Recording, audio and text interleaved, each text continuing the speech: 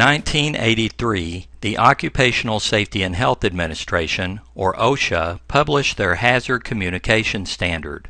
This important standard was often referred to as the Employee Right to Know Standard because it was developed to ensure that workers had access to information and training about the hazards of the chemicals and products they were exposed to at work.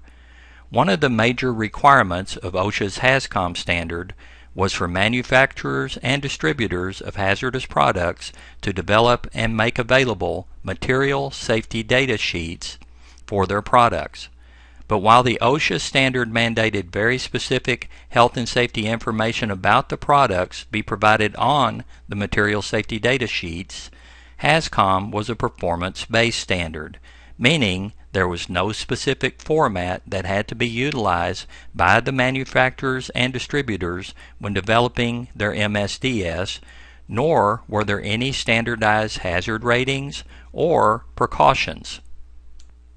As a result, MSDSs took on all shapes and forms, in part because manufacturers and distributors used different formats as they prepared these documents.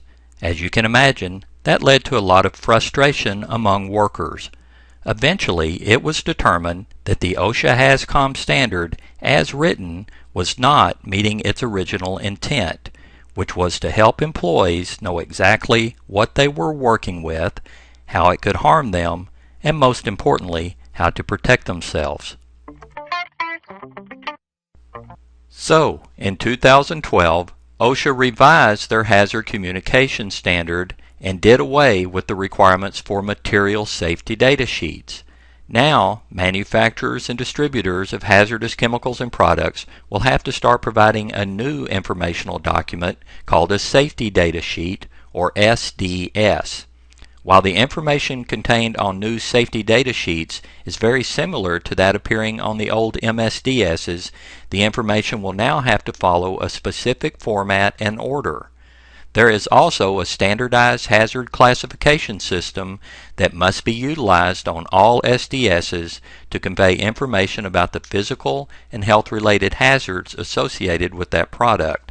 And the revised HAZCOM standard now requires that employers train their employees on how to read and understand the new GHS Safety Data Sheet format. So the standard changed from Employee Right to Know to Employee Right to Understand.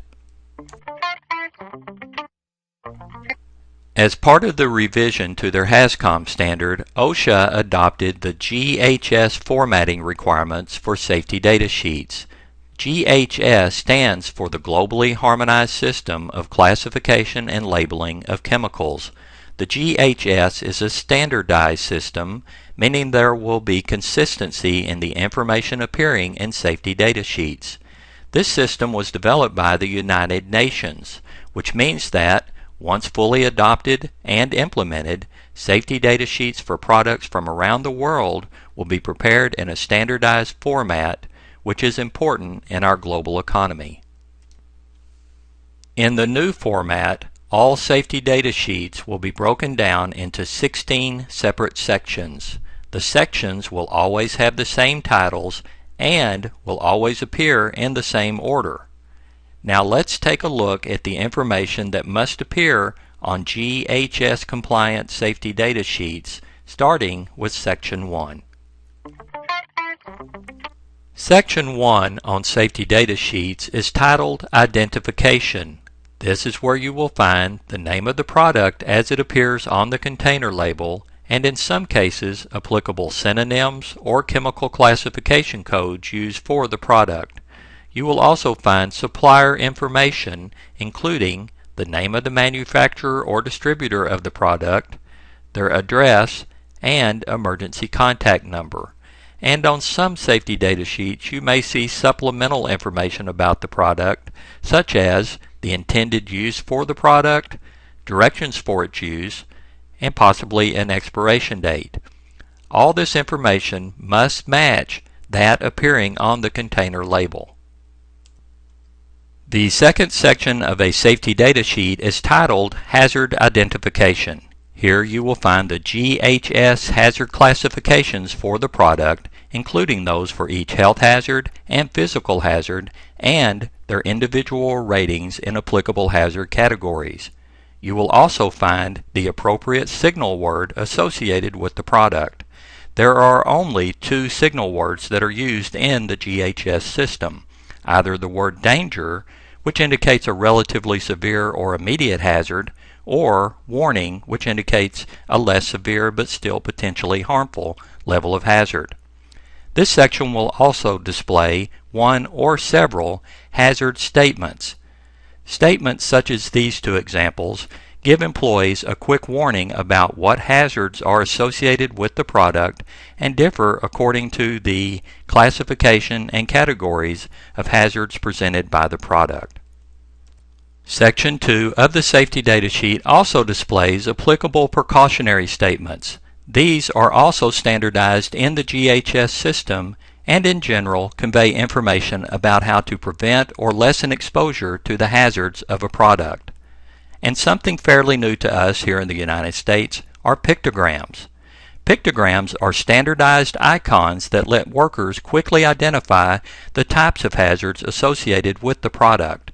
There are 8 different pictograms for the health and safety hazards covered in the GHS system. A more detailed explanation of hazard statements, precautionary statements, and pictograms is provided on our online tutorial titled GHS Labeling Requirements, which is also available for free on our website. And last but not least, information about any unclassified hazards that are not covered in the GHS system, such as combustible dust, will be provided in this section. Section 3 of Safety Data Sheets, titled Composition and Information on Ingredients, identifies chemicals contained in the product. This could be a single ingredient for a pure substance, or 2 or more ingredients if the product is a mixture or contains impurities or stabilizers that contribute to the hazards of a product. You will also find the common name and any synonyms that may be used for the product, as well as the applicable Chemical Abstracts Services or CAS number. When the product is a mixture of hazardous chemicals, the safety data sheet will also list the concentration of all ingredients which are classified as hazards, expressed in either percentages or ranges by weight. And for chemicals where a trade secret is claimed, there will be a statement that the specific chemical identity and or its composition have been withheld as a trade secret. Section 4 on a safety data sheet describes the initial first aid measures that should be administered by responders to anyone who has experienced a chemical exposure. This information includes a list of aid for different routes of exposure, such as contact with eyes or skin, inhalation, or ingestion. Also included will be a description of the most common symptoms of overexposure, including those which are acute or delayed, and recommendations for immediate medical care and special treatment that may be needed in some severe cases. Section 5 provides the manufacturer's recommendations for fighting a fire that involves their product. Here you will find a recommendation for the most suitable type of equipment for extinguishing a fire involving the product, as well as information about extinguishers that are not appropriate for use. You will also find details about specific hazards that may develop when the product is involved in a fire, as well as hazardous byproducts that may be generated during the combustion of the chemical. And in some cases, you may see recommendations for special protective equipment or precautions to be utilized by fire brigades or firefighters. Section 6 of the safety data sheet provides the manufacturer's recommendations for responding to spills, leaks, or accidental releases of their product. This could include response measures for containment and cleanup methods to be used to prevent or minimize exposure for response personnel. This may include specific recommendations for protecting personnel involved in the response from specific hazards, such as sources of ignition or lack of ventilation, recommended personal protective equipment to prevent personnel from being contaminated during the response, and emergency procedures, including instructions for evacuation of response personnel when needed, as well as others located nearby. Section 7 will provide information pertinent to safe handling and conditions for safe storage of the product. The required information consists of precautions for safe handling to prevent or minimize the release of the chemical into the environment, to prevent exposure or contamination for personnel handling the product, and recommended hygiene practices. For example, prohibitions against smoking, eating, or drinking in or near areas where the product is being handled. And when the product is being stored, there may be a need to avoid certain incompatible materials or agents such as high heat or water that might cause the product to react. Section 8 of the Safety Data Sheet, titled Exposure Controls and Personal Protection, lists the OSHA permissible exposure limits, or PELs, for the chemical or chemicals contained in the product. These mandatory limits dictate when it will be necessary to utilize controls such as ventilation systems or respiratory protection devices to protect workers from the ill effects of overexposure to the chemical. There may also be listings for voluntary threshold limit values, or TLVs, established by the American Conference of Governmental Industrial Hygienists, or similar limits recommended by other groups. This section will also list appropriate engineering controls, where applicable, such as recommendations for exhaust ventilation systems or enclosures to contain emissions. And, of utmost importance, you will find the manufacturer's recommendations for personal protective equipment, or PPE, including any special requirements for providing certain types of PPE, such as respirators, goggles, or gloves. Section 9 of the Safety Data Sheet identifies all applicable physical and chemical properties associated with the product. While most workers may not care about this type of information, safety managers and engineers may have a need to know about specific information on the product, including but not limited to: what does it smell like? What does it look like? At what temperature does the product freeze or boil? They may also need to know at what temperature the product emits enough vapors to catch on fire or cause an explosion. How much vapor must be present at the point of ignition to burn or cause an explosion, and are the vapors heavier than air or lighter? And when dealing with corrosive products, it may be necessary to know the pH of the chemical. Section 10 of a safety data sheet is titled Stability and Reactivity. Here you will find important information identifying any other materials which may be incompatible with the product, as well as any conditions to avoid during storage or handling, such as temperature extremes, shock, and static discharge. There will also be information about any conditions that could cause the chemical to react or polymerize, as this could cause the product to release excessive pressure or heat, or create decomposition products that could be harmful to exposed workers. And when applicable, this section will also provide information about stabilizers that may be needed to maintain stability of the product. Section 11, titled Toxicological Information, lists the known routes of exposure the chemical can use to get into your system, including inhalation, ingestion, and skin and eye contact. Also listed are the effects of exposure to the product, which include acute and chronic effects, applicable target organ effects, and a description of symptoms associated with overexposure to the product. There will also be specific measures of toxicity where applicable, such as LD50. That is the estimated amount of a substance expected to kill half of exposed test animals in a single dose. And if a chemical is listed as an actual or potential carcinogen, that information will be provided in this section too.